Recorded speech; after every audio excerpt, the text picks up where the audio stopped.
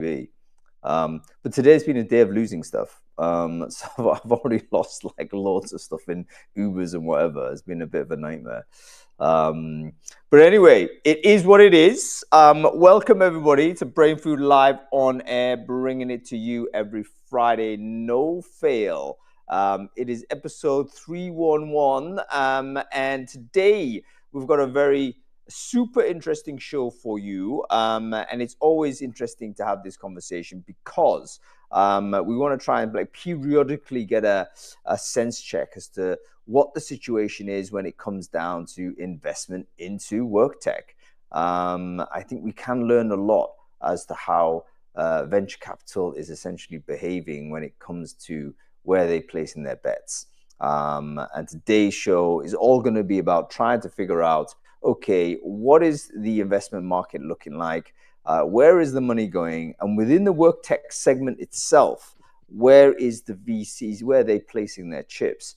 And does that tell us anything about the shape of how people think about organizations? So that is the topic of today's show, folks. Anyway, let's do some sound checks real quick just to make sure everyone can hear us okay. Folks, if you're going to hear us on Crowdcast, let me know whether the audio and video is fine here. You should be able to see us on the should be able to see and hear Adam and me actually on the Crowdcast here. We're broadcasting this live on LinkedIn, of course. You're watching this on Hung Lee's LinkedIn, maybe on Adam Gordon's LinkedIn as well. I believe Rob Walker, you're also on LinkedIn, which is great stuff. If you're watching it on any of those LinkedIn folks, do let us know in comments what the story is there. Can you hear us and see us okay? Drop us a comment, let us know. Okay, cool. Thank you, Jim. Really appreciate it. Okay, we have Adam Gordon back with us. Long time no see, it seems, Adam. Where have you been, mate? You've been MIA, it seems. Just NFI, not invited. Don't know why available. That is, mate. It's probably due to you're traveling with rugby, or you being on holiday somewhere or whatnot. But you're back, which is I'm delighted to hear. Anyway, that's all good. Oh, by the way, let's just talk real quick about. We may as well review the newsletter real quick, minus Mary Meeker, because I think you're right. We probably need to give that like a separate treatment. Folks, if you didn't read Mary Meeker's Internet Trends, or AI Trends as it's now called, a massive 390-page slide deck, you should do that. And we will drop a link into the chat stream so you can review it, because it is a substantive bit of research and her return really back to the mainstream, having not done it for a couple of years. And yeah, you got to read it basically. Tells you where we're at in terms of how AI is being adopted. So I'll share the link in the chat stream there. But aside from that, Adam, what else was interesting? What's worth discussing real quick before we get on with the show?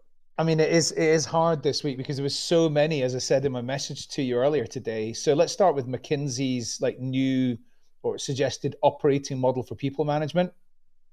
So the emphasis that they wanted to really put forward was around agility, personalization, digital integration.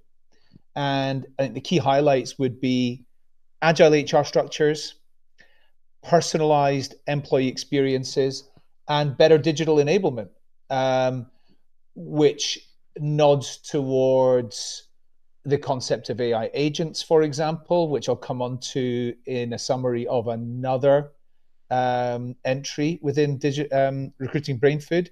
But certainly I thought that anything that McKinsey produces to do with the people function is worth looking at for sure. Yeah, I think so. Also with a dose of skepticism, though, because I think that McKinsey are a professional services company, and because of that, like they're quite unusual in the sense that everyone in their business is a fee earner. So all the consultancies were big promoters of skills-based hiring, for instance. But that makes like more perfect sense for a PS company because they all obviously have to rotate internally around all the time, project to project. Does it make the same degree of sense to a company that makes yogurt, for instance? Probably not. There's going to be functions you can't move people around in. So anyway, but always worth keeping an eye on them. I mean, they're intelligent folks and they produce intelligent content and it stimulates the mind. So have a read of that. Share the link in the chat stream there. Okay, cool. What You're, else was you're, interesting? Adam? you're talking about Danone, right? The company that makes yogurt. Yeah, I met with Coach Saw yesterday, that. I think. So Yeah. so yeah, it reminded me that making yogurt is a very different type of business than making PowerPoints basically. Yeah.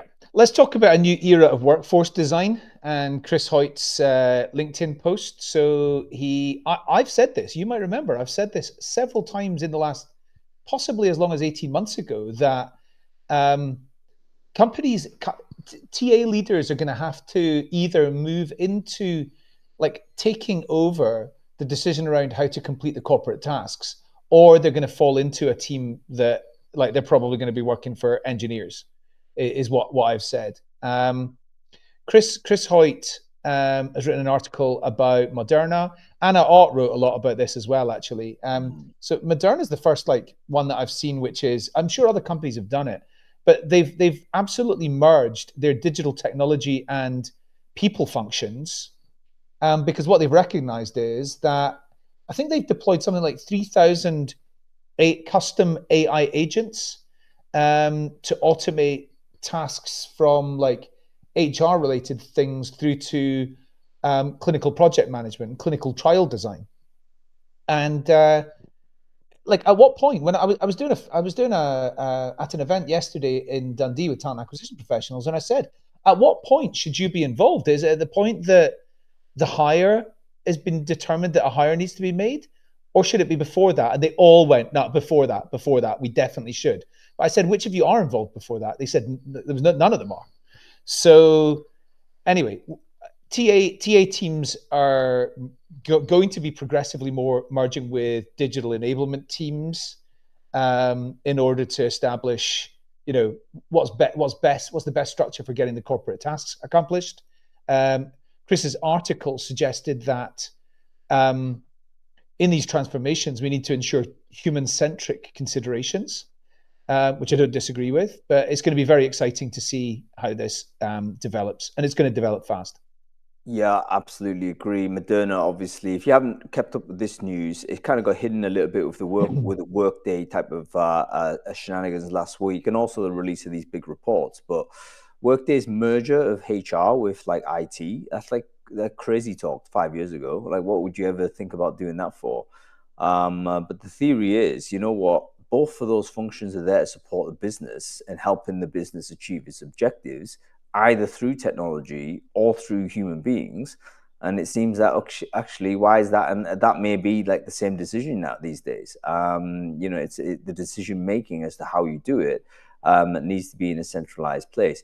Now, caveat upon caveat, Moderna are very tightly associated with OpenAI, and OpenAI do build like directly a lot of their custom agents. So they have an unusual corporate relationship, which gives them sort of maybe the advantages that other businesses might not. But you can imagine, like, it's a very interesting vision of what that future looks like. Because I think the decision of whether you build something, use an automated solution, train or hire someone in, all of those are sort of decisions that float around someone's mind, and then it would probably be better for us in TA and HR for us to be making that decision, rather than have a decision made elsewhere and then just simply receive the instruction, because you can see our other functions shrinking if we did that. So I think sort of AI enablement, obviously something we all have to embrace. As a matter of fact, I'm going to bring Stan on here for a sec. Stan's sponsored the show. I've got to bring him on, actually. He's going to talk to us about it. There's probably very few people, actually, that are more evangelical about this than Stan. And he's got an extremely good, clear vision, clarity of vision in terms of what this all looks like. So why don't we bring Stan on, actually? He'll tell us a little bit about what he's doing and how this kind of, this type of future, what does it look like for us? It's definitely worth having us to have a chew on. And by the way, folks, we do want to make things human-centric, of course. I mean, I think everyone is a human being and aligned to humanity, of course, we should be. But at the same time, I don't think happy talk gets us there. We can't just assume that that's what's going to happen. We've got to really encourage this to happen. So how is that the case? That's the idea. There he is, Stan Vasovich, the man with the most magnificent hair in recruitment technology. Look at the state of this guy. It's amazing. And by the way, Stan, you find it's funny. I was in Amsterdam just earlier today, and I was there yesterday, I and I saw. saw a guy called Reggie Ebber. I don't know whether you remember Reggie. Reggie is also a Dutch guy, also magnificent hair. Tony de Graaf, another Dutch guy, another guy with magnificent hair. What is happening with the I don't know what's in the water, Stan, but basically the follicles is amazing in the Netherlands. Anyway, Stan, great to see you, mate. Why don't you quickly introduce yourself for the few people who don't know you? Who are you? What it is you do? Great to be back, Han.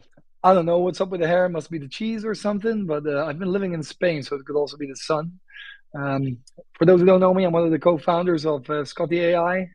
I've been in this space for almost 2 decades, and yeah, right now I'm trying to automate as much of it as I can. Yeah, fantastic. I've just shared the link to Scotty AI in the chat stream there. Stan, give us a quick, like, high level for people who don't know Scotty. What is it that you do, and what have you done for other businesses? Yeah, what's happening on a more abstract and broader level is that these AI agents that we've been creating over over the last few years, they're learning how to speak between people, but also between each other and within IT systems. So we're creating these multi-agent systems, and when you do that the right way, then yeah, you're setting yourself up to create an experience that resembles a digital worker. Digital workers that can automate end-to-end processes that would otherwise require human intervention. And hiring is one of the most profound ones where this can happen in a very successful manner. And there's a bunch of companies playing into that, and we are one of them. Yeah, fantastic. And we've talked about this before. I think, Adam, you've actually mentioned this, is sort of TA and recruiting generally is a very process driven, very sort of, task sort of driven type of function. And it's, automation might sit very, very well in this area. So I guess, it's an obvious place to apply artificial intelligence, wouldn't you say, Stan? Absolutely. And I think the one thing that isn't discussed enough is the improved experience. We're consistently seeing that top talent, and I'm not just talking about high volume, lower complexity type of people, but the top talent, engineers, analysts, financial professionals, and even people at the C level just enjoy speaking to AI agents more than speaking to AI humans in the speaking to humans in the hiring process. It's just easier and more effective usually to speak to them to get what you want. So my prediction is that within now and not that long of a time, the best candidates will demand speaking to AI in order to get hired and turn their backs on people and companies that force them to interact a lot with people. That's a radical position, Stan, but I expect no less from a man who's prepared to back his opinion. Okay, good stuff. For people who basically want to know more about Scotty, and particularly about the recent things that you've been up to, Stan, can you share a little bit about this? Because we're going to be getting together next week anyway, and I wonder whether it's worth us just covering that real briefly for folks. Yeah, I'd love to. So there are two things that I share with everyone on the call. The first one is a link to a post I just did about a sales agent that we've created on top of our platform, because you can create AI agents for any cognitive process, and I'm trying to automate sales in our business as well. This agent is called Sally. It's a play on words. You can actually share your business processes and needs with Sally. Sally will come up with solutions for them, and then you can role play them in real time. And now it's easy to imagine how a year from now, Sally will just build these processes into your IT infrastructure, and you'll be able to use them. That's the long-term play. We can just do that via chat or voice, but definitely talk to Sally to learn about how she can help you and what Scotty does or who I am. She knows more about our business than I do. And then secondly, what Han was alluding to, there's a CIPD in London next week. 11,500 people are gathering for one of the largest HR experiences on the European continent this year, one of the largest in the world. And we've built also on our platform an event agent, Frankie, to support CIPD. So if you're not sure if you want to go, or if you're going and you want to know what's good for you to do there, talk to Frankie. You can do it in 3 web-based environments. We kind of want to demo how you can use those. And it will make sure that you have the best day you can possibly have. Yeah, and is that the factory.scottytechnologies link? Yeah, that's the second one. That's the web chat, and the other one is just a link to a LinkedIn post I did about Sally. And in that link, you can click a link which will bring you either into WhatsApp. But if you ask Sally to call you, she'll also call you on your mobile phone. You can have the entire conversation in voice. And again, just share your specific business needs and challenges, and she will consult you on them. Really interesting. CIPD, by the way, folks. I'm actually going to that. I'm surprised. It's actually like free to register, and you should go. I mean, I know sort of HR is, TA HR have this thing. Let's not, let's keep the walls up. Actually, no, folks. We have to learn from each other. It's a free event. 10,000 people plus there. Loads of vendors and there also. Me and Stan are going to be there. Get yourself there. I think it's on Thursday, 2 days. Wednesday, Thursday. I can only go 1 day. But definitely get yourself there if you're in London. Make yourself available. You're going to be speaking to people that will you need to interface with during now and going on. So absolutely. Okay, go on. I mean, say something. Yeah, quick question, Stan. So AI agents. Let's say there's 70 processes in recruiting, right? I mean, I can clearly see why, in a lot of circumstances, 50, 60 of them could be delivered by AI agents. But I think there's a lot of areas of recruitment which are idiosyncratic and kind of, it's difficult to put in AI agent solutions. But am I wrong? Are there certain types of companies where like 100% just go down the AI agent route, and then others where it might only be 50%, for example? Or what's your comments on that? Let's flip it around. What is it, objectively speaking, that humans can do in the hiring process that AI agents cannot, without having a lunch with someone? Although they could do it virtually. Well, I mean, that's really the example that I have, because if somebody's in a job not looking for a job, then you probably need some human skills to be able to, generate some empathy with them and like generate some trust with them. Which ones? Well, the ones around body language and like being able to deliver empathy and nuance and read exactly how somebody's feeling, not just from the text answers that they write, for example. So let me touch on all three things. First of all, there are articles in Nature. I'll share them with you, Hans, so we can drop in a newsletter that prove empirically that AI agents exhibit much more empathy than humans do. Not just that, also situational judgment. And if you want to play around, go to tavus.com, TAVUS. They've developed the first visual models. Actually, look at how you're sitting, your posture, what's happening in the background, what you're wearing, your expressions, to understand how you feel and respond to that. So if you look angry, if you look annoyed, if you're smiling, it will respond to that.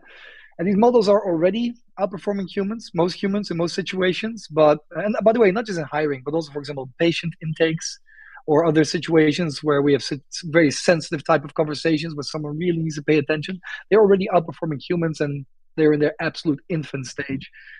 Look, my long-term vision, about this, guys, is the value of knowledge and the value of cognitive work is going to the value of electricity and air and water. It's going to zero.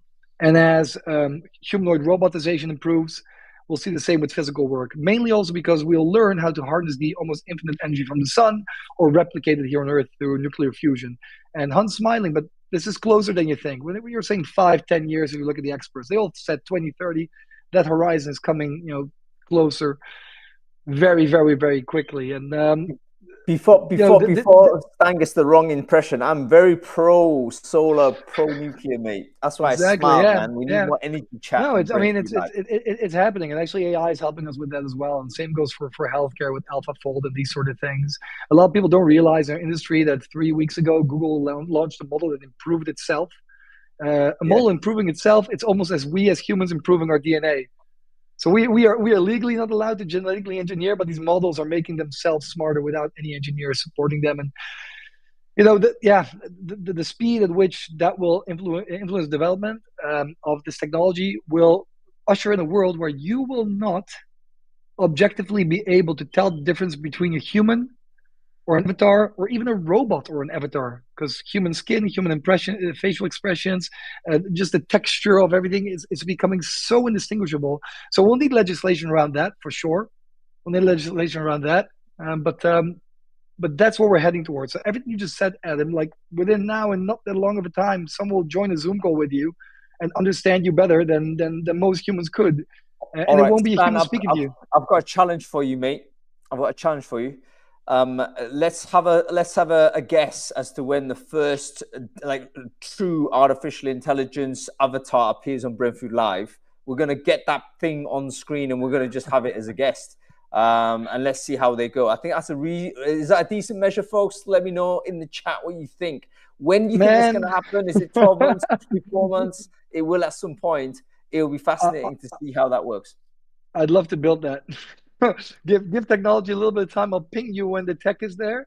When I think, That's okay, you won't be able to distinguish it, we'll build it on our platform. Rap has given us 12 months before this happens. Okay, Stan, listen, we're going to let you go. We're going to see Stan and CIPD next week. So make sure you swing by the stand. I will actually be on the stand as well. So get yourself to Festival Work. I think it's really cool and important. Actually, I had a good conversation with the president of CIPD a couple of weeks or so ago, Chloe Smith. I didn't realize she was actually the former Minister of Work and Pensions, would you believe? But she's got great plans with regards to what she needs to do for basically UK unemployed underemployed people. So I'm going to meet with her, I think next week earlier on the 8th, I believe, and we'll have a chit chat there as well. So I think all of this stuff is super important. Okay, Stan, listen, great to see you, mate. Hang on the rest of the call. We're going to bring on George and Madeline. We're going to talk about VC investment. Topic all of us will be super interested in. Okay, good stuff. And by the way, Tracy, you're quite right with your commentary on this. We want to make sure human interaction is part of the parcel. But Adam, you make the right point. Like, why? You know, like we've got to ask the tough question. Like, why do we think humans should be in the loop? Is there a solid reason for that, or just? Tracy could be completely right. She could be completely right that we should be thinking about AI as something which augments us as humans rather than replaces us. But I don't know if there's actually any valid reason why that should be the case. It feels morally correct, but I don't know. Well, it may not be a business reason. Like, we might have to rethink what a business is all about. Because if it's all just optimizing for profit, for instance, then you can imagine a future where you do blast off all the payroll and make sure there's no human beings working at all. I mean, that's a possible future. But is it a future we want? In which case, you know, maybe businesses have a different type of purpose, so like an additional purpose that isn't necessarily just a collateral issue. So something to talk about. Maybe Madeline's got an opinion on this, but let's first introduce Madeline. Madeline, obviously, I would imagine most people know who you are already, but if for the folks who don't, can you quickly introduce yourself? Who are you? What it is you do? Sure. Thanks for inviting me back. Hi, everyone. My name is Madeline Lorano. I'm an analyst. I am the founder of a company called Aptitude Research, and we do research on HR tech. And happy belated birthday, Hung. Oh, thank you very much. I've failed to really, I've realized the inefficiency of not actually making a big deal of my birthday, because you actually have to be handling all of the belated wishes like days after the fact. But I do thank you very much, Madeline. I really appreciate it. Was it a big one? Was it a big one? Was it a big number? They're all big ones, mate. It was a big number, wasn't it? I know it was. I just realized it was a big number. Well, the thing that I loved about your birthday is that it was like viral on every social channel that I'm on. It was like, there's a million pictures. And I was like, I meant to do a post too, because I have good pictures of us, but I didn't. I'm sorry. No worries. Next time, Madeline, I expect a LinkedIn post from you on my birthday. It was a big one. I've just double confirmed that. I didn't send you a present or anything. Sorry, but like, what a massive milestone. That's because you're a terrible person, Adam. We know this in advance. Anyway, we have George LaRock here on screen. George, great to see you. Can you quickly introduce yourself? Who are you? What it is you do, George? It's great to see you all, and happy birthday, Hung. You beat me to it, Madeline. I had that in my notes also to make sure I said that. And did you just have a vendor on whose vision would result in him selling more software? That's amazing. I'm shocked. But anyhow, George LaRock, I'm the founder of Worktech.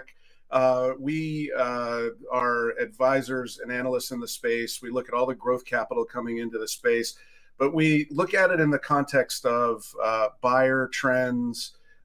We look at adoption trends, and we look at workforce trends and help make sense of it. So happy to be here. Always happy to be here. Yeah, and guys, I wanted to have this chat basically because I had this theory that, okay, where the money might be going in Worktech might give us a bit of an indication as to how people are thinking about the future shape of organizations. You know, if you see sort of tons of stuff going into payroll a couple of years ago, international payroll, that was in the remote era, right? So suddenly the deals of this world and remote.coms were getting billions. And it was like, okay, that tells us that maybe companies are getting geographically dispersed. That's actually quite an interesting thing to observe. And then we had Zoom, you know, valuation going through the roof. It's all going digital. Okay, so what's happening in 2025? That's the sort of analysis I want to check on. But let's have a baseline. Where are we with Worktech in general in terms of investment now compared to what it was 2024 and then 2023? Is more or less going in? Like, where are we with all of that? Maybe George, we'll go with you on this first. I think you tend to have a look at that type of size of sort of investment. Sort of that's just scope, really, isn't it? So let us. What are your thoughts on that? Yeah, well, it's counterintuitive to what most people perceive my answer is going to be. So we're at this point in 2025, we're at about 3 billion globally in growth capital coming into the space across all Worktech categories. That is on track to exceed 2024. Which puts it, it would also exceed 2023. It is on track to be, if you sort of forget about 2021, which was the frenzy, and the first half of 2022, which created just, we did like 18 and 13 billion in those years. That was unheard of. Big years previously were 5 billion, and so it's counterintuitive given the economic climate, and a few things are happening. The investment continues to get more global. The U.S. is far and away, leading, but I continue to see investment coming in from many other countries. In Worktech, we have a more healthy early stage investment than if you're looking at. It's important when you're looking at the large sort of VC data, reporting, that you always take a grain of salt and come and look at something like Worktech's data that focuses in on our categories, because outside of Worktech, there's sort of it's a dry period right now for early stage funding.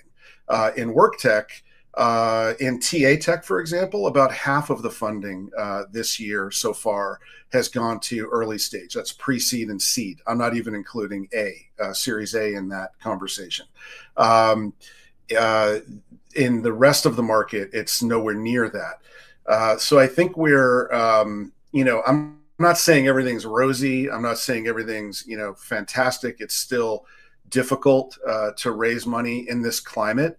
And the deals that are hitting the market today have been worked on for 6 months, 9 months. Nobody's going out with a pitch deck and raising money in 30, 60 days anymore. That just doesn't happen. And the requirements for raising money, things like you need who would have thought revenue, customers. You need some proof of adoption that is in the bank, is something that, because we can develop so much more rapidly now, because we can get to market faster, investors have shifted their calculus a little bit. So I think overall there's still it's a great opportunity for folks in this space to help push the future work forward, but it just it's the numbers look good, but I would wouldn't say, again, it's not all rosy. It would be a false signal if anybody looked at it and said, we'll be able to raise, quickly or more efficiently because of the current climate. George, Yeah, sorry thank if you. I didn't. Sorry if you said this and I missed it, but like, could you break down in terms of money going into Worktech, like what's talent acquisition as a share of that, and how does that compare to previous years? So this year, at this point this year, calendar year, we've done it's just under 3 billion. It's 2.98. I'll call it 3. Human capital is always every now and then talent acquisition back in the frenzy time would eke out ahead of human capital management, which includes core HR, payroll, et cetera, HRIS. That's 2 billion of the 3 billion. Talent acquisition is about 525 million of it. Now, when you hear that in this audience, you might say, "Oof, that's a quarter of the HCM." But I'll tell you that last year, this is big news for talent acquisition, because last year there was very little. That was more than we did all of last year in talent acquisition, venture capital. So HCM really carried the freight last year. Talent management, which I separate at the top, is just over 400 million, 411 million. I can go down into subcategories as well and tell you what category are getting in any of those top categories. We track currently, over 60 subcategories, and as they emerge, they're added and tracked once there's some, persistence to it. I think we would like to see that, George. I wonder whether you could fish around for some visuals. You could help us to have a look of sort of where the distribution is on those, like, further segmentation. But let's bring whilst you're doing that, let's bring Madeline on this. Do you disagree with George's diagnosis on this, Madeline? What's your view of it? We know all analysts kind of share some data, share the sort of general worldview, but you might have different frameworks, you might have different categories. Different types of companies may belong in different buckets, for instance. How are you seeing things from your perspective, Madeline? Yeah, I never disagree with George. So I definitely, and he knows, he tracks all this. He has all the data. So it's so fascinating to me to hear first that talent acquisition, the investment this year is more than, anything that we even saw last year. And I agree 100% with the comment around none of this started now. Like, everyone raising money right now, this has been in the works for a long time. They might have had start and stops during this period, but this has kind of been an ongoing thing for a few years. And for a lot of companies, I think what goes hand in hand with this conversation is all of the, George isn't going to like that I call it this, but consolidation in the market and rumors of consolidation, because I think companies are pivoting from, okay, we want to raise some money and we want investment, to, okay, we're for sale. I mean, everyone's for sale, but they're for sale now, and they really don't want to be in this market anymore, and they're looking for an exit, whatever that might look like. So there have been so many rumors around who's acquiring who, big, acquisitions happening from the big HCM vendors in talent acquisition. And that rumorville, George and I text about this all the time, is circulating quite a bit. But I do think these conversations go hand in hand. Yeah, and we'll talk about M&A a bit later on down the track, because that's obviously a big part of our conversation also. Let's narrow focus down onto the segmentation side, like where are companies getting investment? And I'm kind of constantly get surprised by this, because I've seen companies where I thought, look, there's no chance of that getting any money. Then suddenly I find that actually they've raised some money and then they've exited, and it's like, okay, great. Obviously I know nothing. So I'm kind of really interested to know from your view, like, what is actually getting the investment? What are investors actually excited by? George, any sort of more forensic sort of analysis on your side in terms of the segments within Worktech? Yeah, I'll pull up. So this, what I'm going to pull up is actually my Power BI interface to show you this current segmentation, and then I have prettier charts and so forth for prior to this this quarter. We haven't rolled up the quarter yet, outside of, tracking it through like June 3rd. But before I do that, I just want to say that the context of these subcategories and who's getting money. I look at windows opening and windows closing. And so those windows that are closing, for example, like everybody on this list, every vendor, if I pull up a vendor list, is AI forward at this point. Everybody's releasing some sort of agent, but they're including these startups.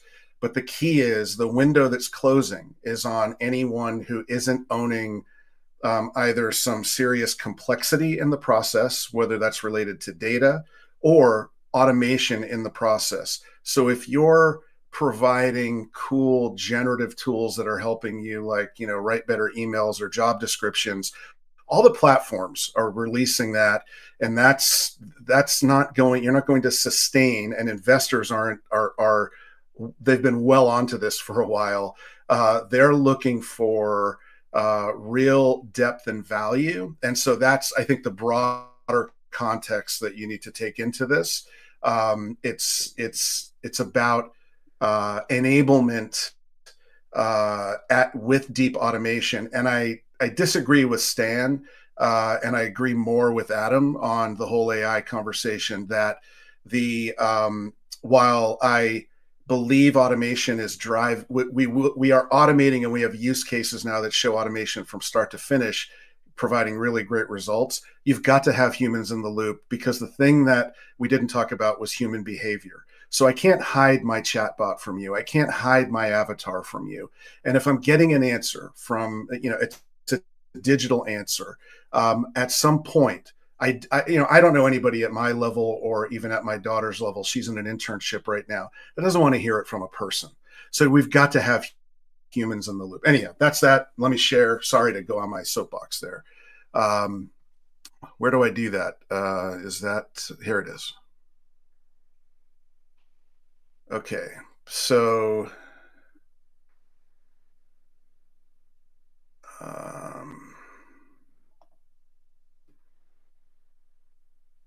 this looks, yeah, there we go. All right, this is a treat for you, Hung. I don't usually share my Power BI screen with anyone. So can you see this? Blessed. All right. So this is year to date, and I've got about 8 years of data here. This is all categories, 103 deals. There's your 2.98 billion. It's broken down by round. It's broken down by country. And here are all the subcategories across all of Worktech. So this is showing, it's rolling up. It's showing me a deal count. It's showing me the amount, per each. If I zoom in on talent acquisition, which is probably most relevant for this audience, we can see that, again, this story, it was refreshing to see talent acquisition bounce back. The top category, which shouldn't surprise anyone, is marketplace job boards. If I look at all of the data across all of Worktech categories over the last 8 years, marketplace job boards should be number one. If not, it's number two. And it had been generally consistently that way. Now, I'm not talking just about transactional job boards. I'm talking about marketplaces that may be adding value in a contingent workforce, in a direct hire workforce. It could be skills based. It could be compensation based. It could be coaching based. But these are marketplaces that are offering an exchange of value. Generally, at the core of that is the transaction of finding and getting matched to a job. We did have, across these other categories, I don't know if you have any specific questions, but nothing is shocking here to me, given the current state of the market.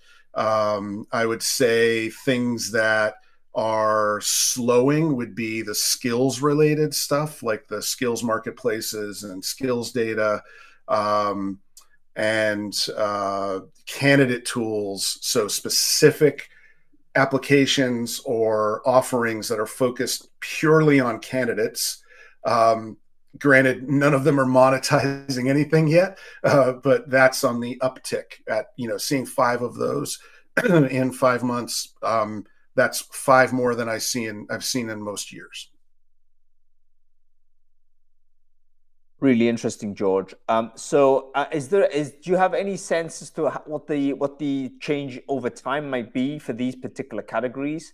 Like, for instance, we're looking here at data from Q1, Q2, 2025.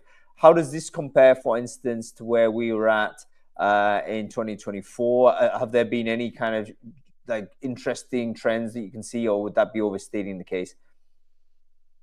I can speak to some of those trends. Let me pull up a better visual for your audience from last. Did I stop sharing here? I think I wanted to. I don't know if that's. No, I think you're still sharing. Yes. Okay. All right, and here we go.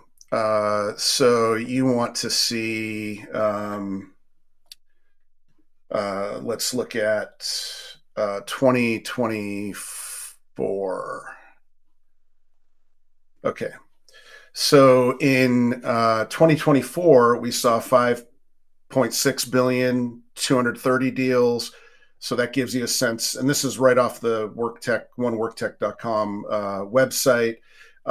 You can see how it breaks down sort of year over year. Here's the frenzy that we talked about. As I get into the the categories and the subcategories, again, this was what 2024 looked like. We're above where we were in talent acquisition at this point last year. Last year was very reactionary to the job market and even more so the economic signals. When I look at these category investments across all of HR tech last year, I don't have a talent acquisition. This is the top 7. I don't have a talent acquisition category that is on the list. And in that, that 500 million last year, we saw still for talent acquisition, marketplaces were leading the way, but had dropped down on the overall list to about number 10. I don't know if you want me to get into the Power BI interface to drill in even closer to last year's talent acquisition categories, but it's generally fairly consistent with AI being, even last year was sort of like electricity. Everybody had an AI story. You couldn't get funding without it. Yeah, really interesting. Folks, if you have any questions to ask George, do sort of make sure you make use of the Q&A feature on the right-hand side of the screen. We're going to go to that at the end of the show. And yeah, very interesting to see where we're at on the funding side. I've got a kind of a premonition to say, okay, we've got loads of candidates surging. That's been the case for 12 months or so or more. Surely that means that we're going to get more interesting companies that are going to try and help companies assess that high volume. Maybe we're going to see some greater interest in ID verification type tech, those types of services. Are we seeing anything of that type? Madeline, I see you nodding your head on this. Have you sort of, what's your sense of the market dealing with these 2024, 2025 issues? Yeah, I think the candidate fraud area is going to be a huge opportunity. And I don't see enough. I feel like I don't see enough tech providers moving into that space. I mean, we've seen some CRMs kind of launching agents or other areas to kind of tackle that. I mean, assessment's been huge this year too. One second, Madeline. George, I think you're still sharing the screen, so I wonder whether you might want to stop that. Go ahead, Madeline. And then assessment's been big. And I think the other thing, you brought it up, Hung, and then we just saw it on George's slide, is around payroll, the investment that went into payroll a few years ago, but still continues. I mean, that conversation around the payroll market is crazy to me. And it's all SMB, right? All of that, all these providers that have kind of come out with all this investment or are growing like crazy, they're growing in the SMB market. And I think we're going to see more of that in TA, where there are providers in the SMB market going after either big platform plays or going after specific areas.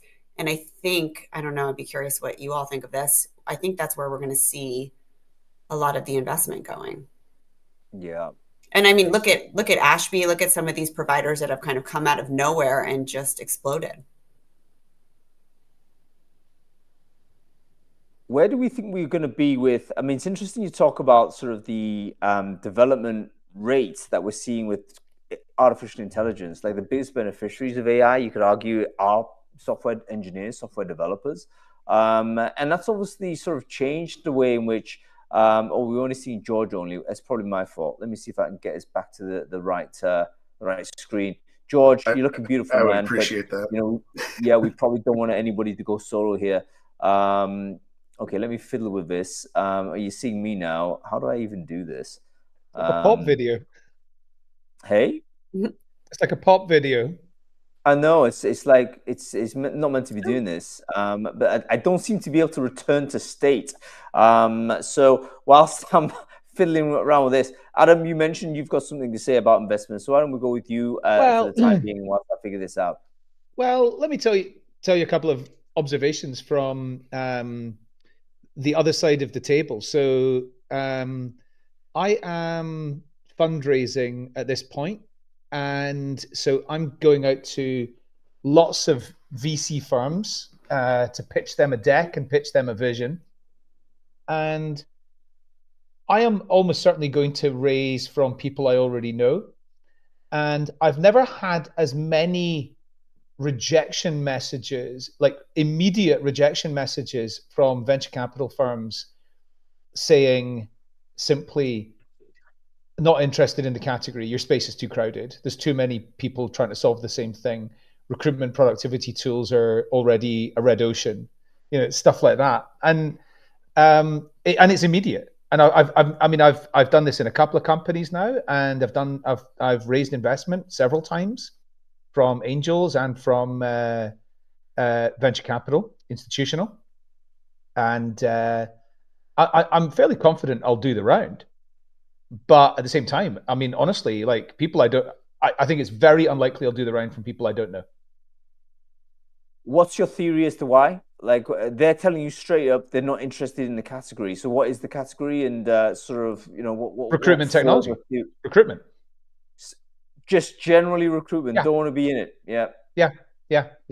I mean, I'm not going to I'm not going pitching a unicorn idea. I'm like, so the likes of Andreas and Horowitz and stuff. I'm not bothering talking to any of these types of investors. It's the ones who are looking for more slightly shorter term and probably more mid-tier kind of future upside.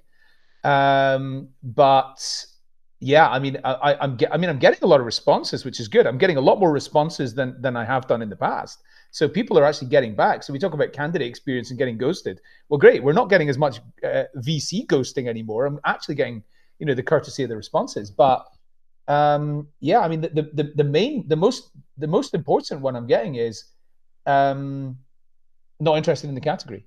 Now, there's certain like aspects of that around economics.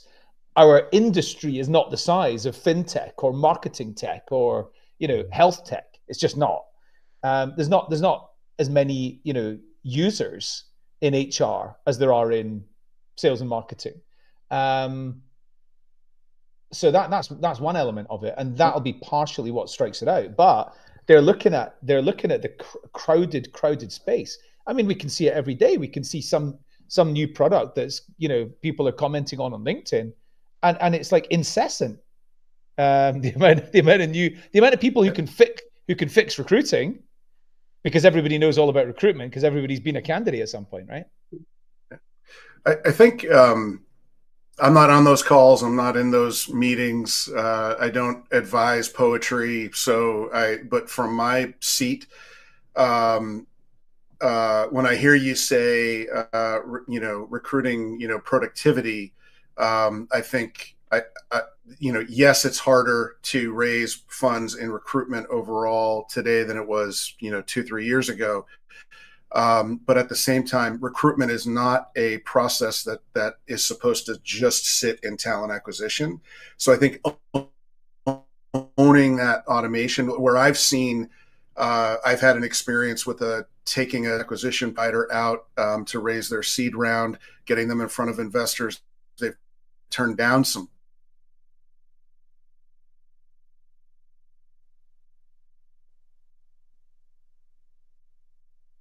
And I think a lot of that from an agentic perspective, when you're looking at what you're taking to market right now, you've got to be, and I'm not comparing you to them. I'm saying this is the experience that I just had.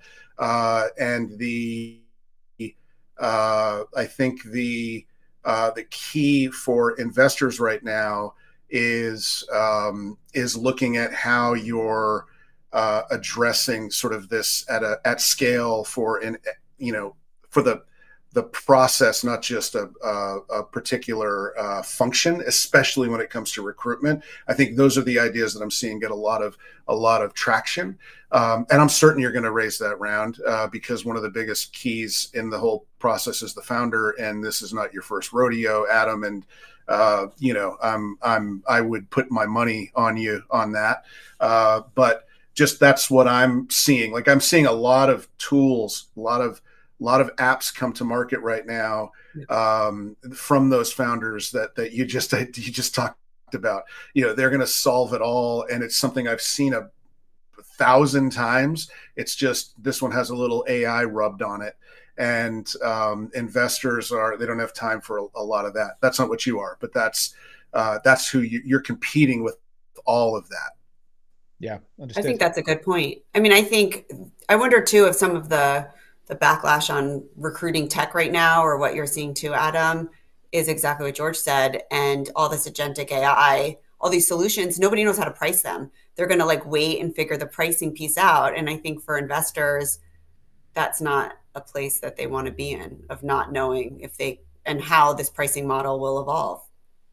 Yeah, I think no one also knows what the right size team is anymore, do we? I mean, Right. part of the problem that just speaking to line managers more so than recruiters, it's like, okay, if I spoke to an engineering manager 3 years or so ago and said, look, I need to build a SaaS product that scales up to 100 million users. How many engineers do you need to build this thing? They could give me a number as to how many engineers they need. But now they're not sure, because AI might be able to do this now, or at least what portion of AI can do. How many engineers do I really need? It's hard to say. Therefore, that suppresses hiring demand. It means that they're not charging forward with a very clear ideas that actually I need these folks, because they're saying, actually, I don't know how many people I need. I think that's the same with sales. I mean, Stan came on right at the beginning and said, hey, we're building a sales agent. So if I'm a sales director, do I know how many salespeople I need in 2026? I'm not sure.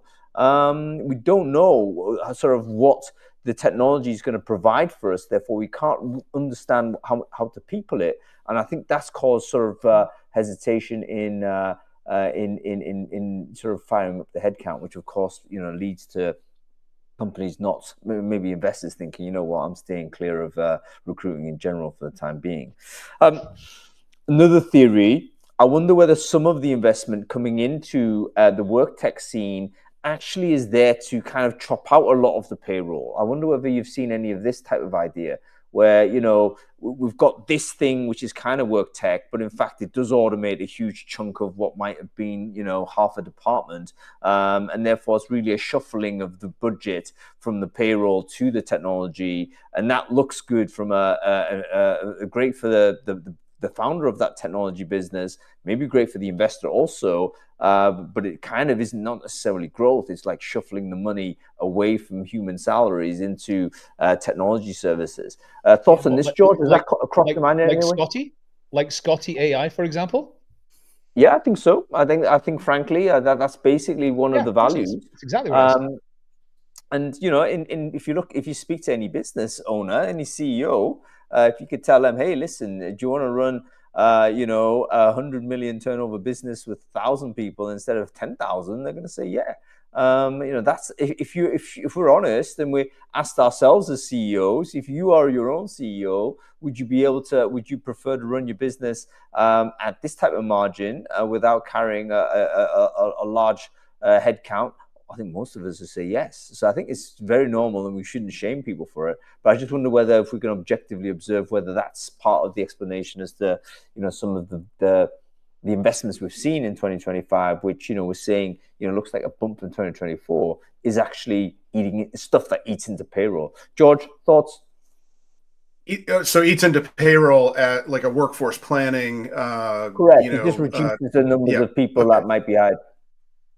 Yeah, it's all very nascent at this point. So I haven't seen anything that is demonstrably helping anyone make decisions on, a digital approach in a function versus human.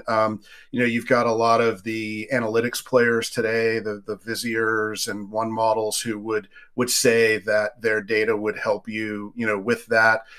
You've got the workforce sort of labor, the Lightcasts of the world, who would say that they're looking at, skills availability, compensation, and available talent. We've got, I just did a briefing with, this is not where Hackajob was going, but they've really leaned in on, vetting of talent and even internal talent now using AI. And I think you can see a lot of these things coming together to start to create a picture, but it's pieces. It's not. I haven't seen a cohesive offering yet. Madeline, I don't know, what are you seeing? I mean, we're on some of the same analyst calls, but how do you feel about that? Yeah, I mean, I do think it's something that, I mean, every CEO should be caring about, is who's going to be doing this work, and are we going to be using people, and then that does play into, Hung, what you're talking about. Where is this reshuffling of money coming from if we're now using technology and maybe not paying as much in payroll anymore? The one thing I saw that was very cool actually this week was Beamery's kind of pivoted a little bit and thinking about workforce strategy overall. I mean, it's really workforce planning, but it's broader than that. And they're looking at how they can help companies figure out that model of, who's doing the work. Is it going to be through AI and agents, through data, through people? So they're looking at, everyone's talking about skills intelligence or talent intelligence. They're looking at task intelligence, which is what are the specific tasks and the things, what is the work that needs to get done? And then who's going to do that work, and how do we help companies plan for that? And to me, that's a much bigger conversation than TA or HR. But it's a hard thing to get companies all on the same page to think that way and buy an HR tech solution to support that. Yeah, absolutely. And we might be running into this strange scenario where a lot of the tech that maybe at one level of a company makes sense for it to be deployed, but it might not be in the interest of another level of a company to see it come in. So there's going to be a kind of a misalignment of incentives there. Super interesting. Okay, I've just noticed the time out of the way. We've got a flying through this call. Let's have a projection from the two analysts here. We're in the middle of the year, so we might as well forecast Q3, Q4. Where do you see investment in general? Where do you think we're going to end up, guys? And where do you think the distribution of those funds are going to be per segment within the Worktech space? Madeline, let's go to you first. What's your best guess as the total number we might see in Worktech invested into 2024? I will let George take on the number piece because I'm sure I'll be completely wrong. He's tracking all this, but I can say the segments or the areas I think are going to be hot this year. I mean, I do think we're going to see more in SMB for talent acquisition. I think the assessment, whoever brought that, I think Hung, you brought that up, the interview assessment, candidate fraud piece is huge. I mean, companies are investing in that area, even if they're not investing in others. So I think that's going to be huge too. And I think we're going to see the agentic AI stuff play itself out, and we're going to see where there's interest from investors there. And there's got to be some reckoning on the pricing, whether that's consumption based or whether that's, rolled into something else. I don't know. What do you mean the reckoning? Meaning the pricing is too high, too low? I mean, or it just got to be figured out. I think right now it's just like we don't know. Like even when I ask vendors, I'll be like, "Can you share your pricing?" And it's like very clear on all their products, and then they're like, "We've announced this new agent. We're not sharing that because we don't know." Is basically the message. And so you can't, like, they just have no idea how to price it. They want to let it play out a little, but that can't go on forever. Yeah, really good. I heard that OpenAI wanted to roll out a PhD level agent and price that at $20,000 a month or something, like crazy number. Crazy. But they're also saying it is a PhD level worker, so it's effectively hiring that replacement. And I'm thinking, okay, let's see what it can do. I mean, I don't think we've yet to see a generalist AI agent do everything that, let's say, an elite human employee can yet do, even though clearly some super impressive, like quite narrow sort of feats that we've seen. And Stan shared some of those in the chat, which I would make yourself acquainted with. George, your thoughts? What's the big number towards the end of the year, and how is it distributed? All right, my caveat is, barring any massive global economic, God knows what could happen, when we get off this call, right? We're one tweet away, George. We this is the world we live in, mate. We're literally one tweet away from anything happening. You know what I mean? So barring that, like with the current amount of craziness and uncertainty, I think we chug along and end up over. I'll be optimistic and say 6.5 billion, and it will surprise everyone. I think the key. So things are shifting so rapidly in this space that I think it's a fool's errand to say it's going to be like one category or another. I agree with everything that Madeline said about those niche categories like assessments and so forth. And those are, but the key to any of those categories, and any category, any startup getting investment, any growth stage getting a further investment, is going to be their ecosystem strategy. And let me tell you why. Because every single platform, look at employees in this space, in the talent acquisition space, their recent announcement of their agentic strategy, which they call a companion strategy. You are going to need to fit into the platform model in order to sell anything. Why? Because at the enterprise level, while they're getting great pressure to look at AI and select the AI, HR is back in 1999, 2000. They are on the bottom of the list. It starts with sales. It starts with marketing, manufacturing, product, operations. IT is supporting every other functional area before they can get to an evaluation and a purchase for HR. So you need to come in through a platform. You need to be deeply integrated and aligned with those platforms on their agentic strategy. If you're selling an enterprise standalone brand new platform, Godspeed and best of luck. SMB, you are additive in this world. So I've got half an HR person today. You give me these tools. Now I've got 1.5 HR people. And that half of that operations person who's running my payroll now has insight to my performance process and anything else that we're concerned with. Middle market, it's going to be really messy, and it's going to be based on your ideal customer profile, your ICP, who and where you're selling. And that's what investors are going to be looking at. If you're going to raise any money, you're going to have to be talking about who you plug into, how you're going to help them sell more stuff, and how you're going to sell more on the back of it. So that's my view to where the money's going to go. It's going to break down like that, while we're still shifting every day as to, now we're heading in this direction or that direction from an agentic perspective. So that's my 2 cents for you. Great stuff. Thanks a lot, everybody. Really a great conversation. I mean, I'm swimming in deep water whenever I'm speaking to people that know about investing and fundraising and all the rest of it. So thank you for the education. Okay, we've got to bring it to a close here. So let's thank our guest, Madeline Lorano. Wonderful to see you as always. George Laroque, thanks for chiming in and showing us your wonderful dashboards That's probably going to come into high demand in future again. Adam, great to see you, mate. We'll hopefully catch up with you soon. And everybody else, thanks for watching. Wonderful to have you.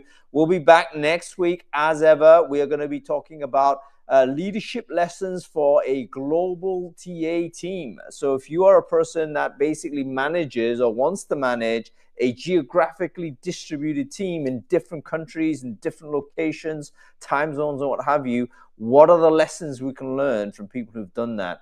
We've got some amazing leaders who have done that sort of task. Jennifer Candy's coming onto the show. Sandy Gruel's coming onto the show. We've got a bunch of other people that basically are currently at task managing this group. So if you want to achieve the top of your game and managing it globally, that's the show to tune into. Run next week for it. Okay, that's it, folks. Thanks for watching. We'll see you next week. Cool, mate. That was all right, I thought. Good show, rammed with insights. Love to hear from Madeline and George always. You said the most interesting thing, though, Adam, I thought. Just your observations at the core face. You know, I do value that. VCs aren't really interested in recruitment tech. They're just not. You know, I think if you're operating at the Beamery and the Eightfold level, in fact, even if you're operating at the, if you're doing a Series A round at like 10 million plus, you've got,